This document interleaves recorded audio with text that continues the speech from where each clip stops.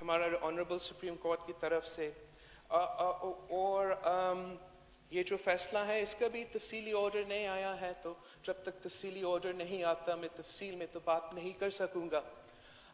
लेकिन news media में report हो रहा है कि सिंध के जो हॉस्पिटल्स हैं जैसे कि JPMC है, NICH है और NICVD है, ये इदारे जो डेवोल्यूशन के बाद सिंध हुकूमत ने वर्ल्ड क्लास इदारे बनाए हैं। स्पीकर साहब, मैं आपको NICVD का एग्जाम्पल दे दूं।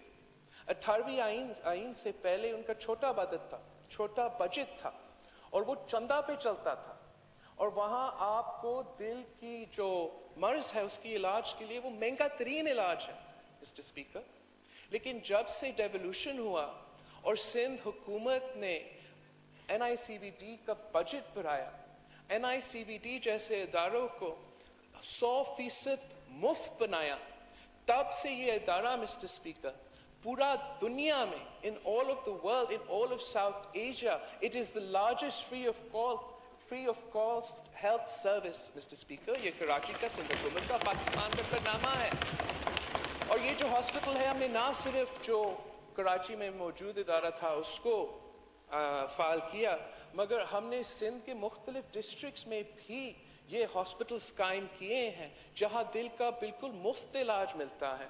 तो अगर वाकई ही सुप्रीम कोर्ट ने अपनी पूरा रिटन ऑर्डर में ये इदारे सिंध से छीने हैं तो फिर मेरे लिए मुश्किल होगा सिंध के अवाम को समझाने में कि ये तो 18वीं वो समझेंगे ये 18वीं तमीम पर हमला है।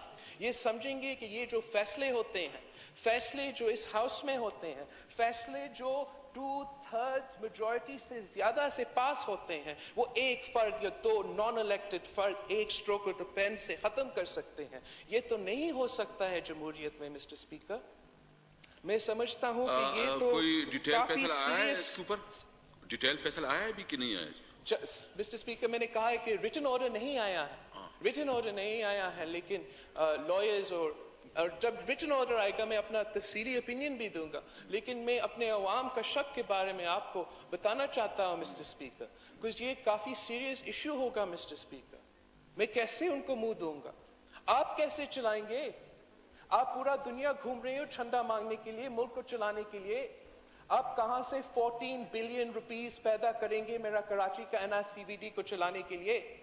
अगर ये फैसला होता है मिस्टर स्पीकर तो इनको गारंटी देना पड़ेगा कि ये 14 बिलियन रुपीस देंगे ताकि ये मुफ्त इलाज जारी रहेगा।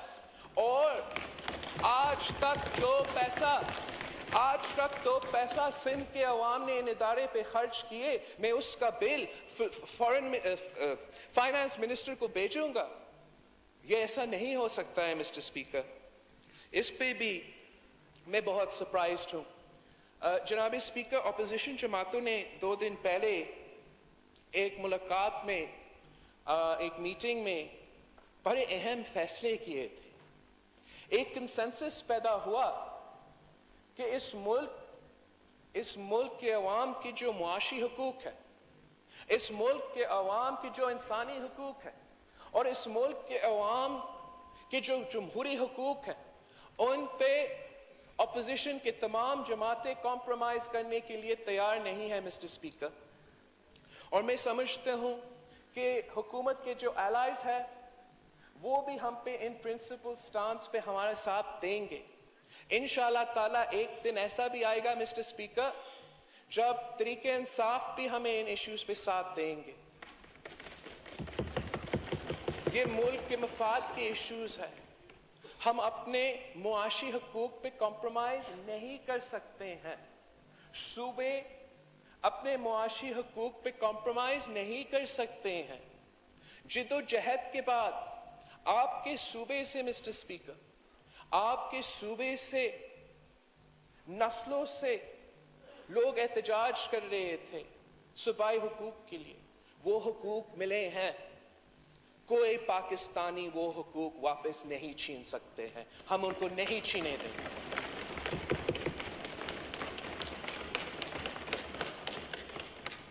मैं समझता हूं मिस्टर स्पीकर کہ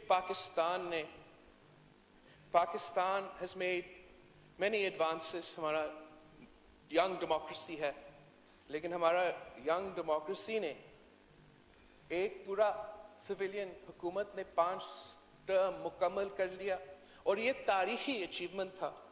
پھر اس کے بعد ایک پیسفل ٹرانسفر آف پاور ہوا, ایک دوسرا حکومت آیا, انہوں نے بھی اپنا پورا 5 سال مکمل کیا, اور اب دوسرے ایک جماعت نے اپنا حکومت بنایا ہے, اور انشاءاللہ تعالیٰ یہ پارلیمان جو ہے یہ بھی اپنا پورا 5 سال مکمل کرے گا, اور یہ ایک تاریخی کامیابی ہوگا جمہوریت کے لیے. لیکن اس دوران مسٹر اسپیکر اگر کسی طرف سے کسی طرح بھی حملہ ہوتے ہیں ہماری جمہوری حقوق پہ, ہمارے معاشی حقوق پہ, اور ہمارے انسانی حقوق پہ, پاکستان پیپلز پارٹی اس پہ کمپرومائز نہیں کرے گی. آپ کا بہت شکریہ. مراد سعید صاحب پلیز. جی بسم اللہ الرحمن الرحیم. جناب اسپیکر, جو بلاول بھٹو صاحب نے ابھی گفتگو کی ان کی میں تفصیل سے جواب بھی دیتا ہوں, لیکن جو فاٹا کے ہمارے انریبل ممبر نے جو نکات اٹھائے میں ان سے اتفاق بھی کرتا ہوں. خود ان پارلیمنٹیرین میں سے ہوں اور ان پاکستانیوں میں سے ہوں جو کہ خود دہشت گردی کا وکٹم بھی ہے, اور اس دہشت گردی کی جنگ کو اپنی آنکھوں سے دیکھ بھی چکے ہیں اور بھگت بھی چکے ہیں. اور ان کے ساتھ یہ فاٹا کے جو ہمارے ممبرز بیٹھے ہیں ان کو بھی علم ہے کہ ان کے ساتھ جو ان کے حقوق کی بات ہوتی ہے, جدوجہد کی بات ہوتی ہے, فاٹا ریفارمز کا جب ایک تحریک چل رہا تھا تو اس کا ہم صف اول میں کھڑے تھے, ان کے ساتھ شانہ بشانہ کھڑے تھے. لیکن میں ان سے گزارش کرتا ہوں اپوزیشن بینچز سے کہ جس انداز سے آپ نے یہاں پہ ڈیسک بجائے اور تالیاں بجائے, میں آپ سے گزارش کروں گا کہ این ایف سی میں آپ نے 1% شیئر سرنڈر کرنا تھا. پرویز خٹک صاحب یہاں پہ بیٹھے ہیں, یہ سی ایم کے پی کے تھے, انہوں نے جیسے یہ فیصلہ فاٹا ریفارمز کی 20 نکات سامنے آئے اسی وقت خیبر پختونخوا نے اپنے ان نکات کے اوپر عمل درآمد کیا. آج بھی ہم آپ کی طرف سے اس کا انتظار کر رہے ہیں کہ این ایف سی میں فاٹا کے لوگوں کو ان کا حق دے اور وہ شیئر دے دے. پھر اس کے بعد اسپیکر صاحب وہ جی آپ بات کریں please, no cross talk please. Speaker صاحب ان چیزوں کے اوپر وہ بڑے 20 نکات ہے, تفصیل سے ڈیبیٹ اگر جب ہوگی تو میں ایک ایک کر کے ان کا جواب دے دوں گا. اب یہ مشورہ تھا. اب آتے ہیں سر ای سی ایل کے اوپر. ای سی ایل کے حوالے سے بات ہوئی, اور جو بلاول بھٹو زرداری صاحب نے سابقہ پرائم منسٹر کا شکریہ بھی ادا کیا کہ انہوں نے ان کے لیے آواز اٹھائی. تو اسپیکر صاحب آج جو پرائم منسٹر صاحب کا سٹیٹمنٹ ہے اس کے ایک بیک گراؤنڈ ہے. بیک گراؤنڈ کیا ہے کہ وزیر اعظم تھے, اپنی جہاز میں بیٹھ کے جس کے اوپر کیسز چل رہے تھے اس کو فرار کر کے واپس باہر بھیج دیا. یہ چیز ہمارے سامنے ہے. پھر اس کے بعد آپ نے دیکھا کہ جن کے بچوں کی باہر جائیدادیں سامنے آئی, جن کی جائیدادیں سامنے آئی وہ نہ صرف مفرور ہوئے کہ آج تک وہ پاکستان سے باہر ہے, وہ مثالیں بھی ہمارے سامنے ہیں. لیکن بات جو ہوئی اس میں جے آئی ٹی کی رپورٹ آتی ہے, بہت سارے ویلیومز ہوتے ہیں, نکات ہوتے ہیں, منی ٹریل کے اوپر بڑے سوالیہ نشان بن جاتے ہیں. گھر کے ملازمین کے حوالے سے بہت زیادہ کہ ان کے اکاؤنٹ میں اتنا پیسہ کہاں سے آیا اس کے سوال ہوتے ہیں. اس میں مختلف کردار سامنے آ جاتے ہیں. سی ایم سنگھ کا نام ڈالا گیا لیکن وہ جے آئی ٹی کی ریکمنڈیشن تھی, اور اب جب سپریم کورٹ کا فیصلے کی آپ نے بات کی تو کیبنٹ نے بالکل کہا کہ جب ریٹرن آرڈر ہمیں ملے گا اس کے اوپر ہم بالکل نظر ثانی کریں گے اور آپ وہ دیکھ لیں گے. لیکن جب ہم ای سی ایل کی بات کرتے ہیں اور پرائم منسٹر صاحب بات کرتے ہیں تو خدا کے لیے حقائق کے اوپر بات کرے کہ آپ کے ملک کے وزیر خزانہ رہنے والے جب مفرور ہو سکتے ہیں, عدالت کا ڈیسیجن آ سکتا ہے, تو اسی بیک گراؤنڈ کے تحت وہ بات ہوئی تھی. پھر آپ نے ایک اور بات کی کہ سپریم کورٹ کا ابھی جو ڈیٹیل ججمنٹ ہے وہ تو آپ کے سامنے نہیں آیا, ریٹرن آرڈر سامنے نہیں آیا, لیکن اسپتالوں کے حوالے سے بات ہوئی. جناب اسپیکر, اس میں حکومت کا کیا کام؟ ہم نے تو کبھی نہیں کہا کہ ہم 18ویں ترمیم جو ہے اس کو ختم کرنا چاہتے ہیں. یہ اپوزیشن بینچز پہ یہاں پہ ہمارے پچھلے دور کے بھی معزز اراکین اسمبلی بیٹھے ہوئے ہیں.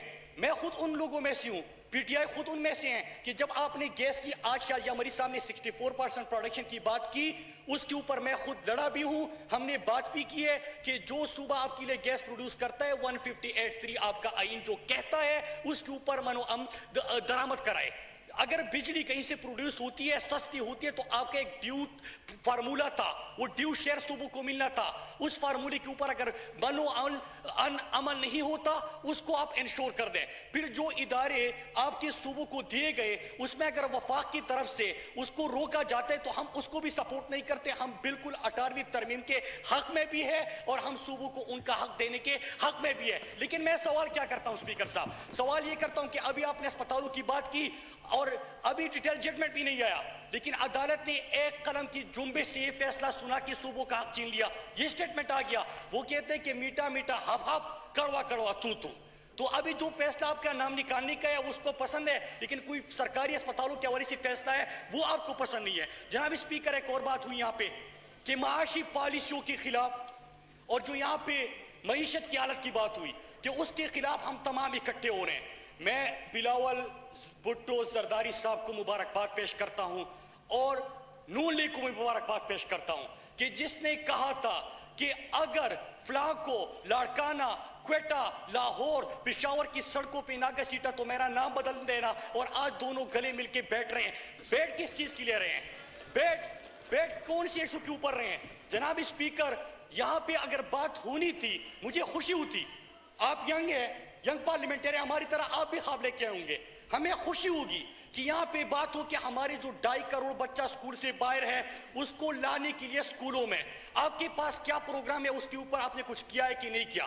آپ ہم سے سوال کریں ہم آپ کو جواب دیں گے. آپ ہمیں بتا دیں کہ ہمارے پاکستان کا جو امیر ترین طبقہ تھا جو کہ ٹیکس نیٹ میں نہیں تھا ان کو ٹیکس لانے میں کے لیے آپ نے کوئی اقدامات کیے ہیں. آپ ہم سے سوال کریں, ہمیں خوشی ہوئی کہ جواب دیں. آپ ہم سے سوال کریں کہ پاکستان کا جو اربہ قرضہ آپ نے لے لیا اور پچھلے 2 ادوار میں 30,000 ارب تک پہنچ گیا, وہ پیسہ کہاں پہ خرچ ہوا. آپ بھی بیٹھ جائے ہم بھی بیٹھ جائے اس کے اوپر بھی ڈیبیٹ کر دیتے ہیں. ڈیبیٹ کر دیتے ہیں کہ آج اگر بلوچستان سے محرومیوں کی صدائے جنم لیتی ہے, اگر آج فاٹا سے یہ حالات ہمارے پیدا ہوئے تو اس کا ذمہ دار کون تھا, ان کو ہم نے اپنے سینے سے کیوں نہیں لگایا. آئیے اس کے اوپر بحث کرتے ہیں, ہم جواب دینے کے لیے تیار ہیں. بحث کرتے ہیں کہ معاشی بحران تھا لیکن ملک کا یہ نقصان کا ذمہ دار کون بنا, کیسے بنا, اس کے اوپر بھی بات کرتے ہیں. ساتھ میں آپ کو یہ بھی بتاتے ہیں کہ 4 مہینے کے اندر جو پاکستان کے عوام سڑکوں پہ ٹھنڈے سردی میں سڑکوں پہ زندگی گزارتے تھے ان کو اس ریاست نے, جو آپ نے کہا تھا آپ کا لیڈر تھا کہ ریاست ہوگی ماں کے جیسی, ریاست اگر ماں کی جیسی ہوتی ہے تو اپنے شہریوں کو اپنے سینے سے لگاتی ہے, ان کو آپ سڑکوں سے نکال کے گھروں میں لے کے آتے ہیں. وہ ہم نے کر دیا. جناب اسپیکر مسئلہ یہ نہیں ہے. جی جناب اسپیکر میں ختم کرتا ہوں. جی جناب اسپیکر میں نے اس لیے یہ باتیں کی, ECL کا میں نے کو جواب دیا, معاشی پالیسیز کا جواب دیا, عدالتی آرڈر کے حوالے سے بات کر لی, اس لیے میں نے یہ باتیں کی جناب اسپیکر کہ اگر عوام کے ایشوز کے اوپر آپ اکٹھے ہوتے تو بات سمجھ میں آتی. لیکن کوئی اگر نیب کے حراست میں ہوتا ہے, کسی کے اوپر JIT بنتی ہے تو آپ ریاست کو اس انداز سے ایک ڈائس پہ کھڑے ہو کے اس طرح نہیں لڑکا سکتے کہ پشاور بلوچستان والے اسلام آباد کے اوپر حملہ آور ہو گئے. نہیں, اسلام آباد پاکستان تمام اکائیاں مل کر ترقی بھی کریں گے اور ہم سب پاکستان کو اس معاشی بحران سے نکالیں گے بھی. اس کے لیے پالیسیز بھی بنی ہے اور اس کے اوپر عمل بھی ہو رہا ہے. شکریہ. خواجہ سعد رفیق صاحب.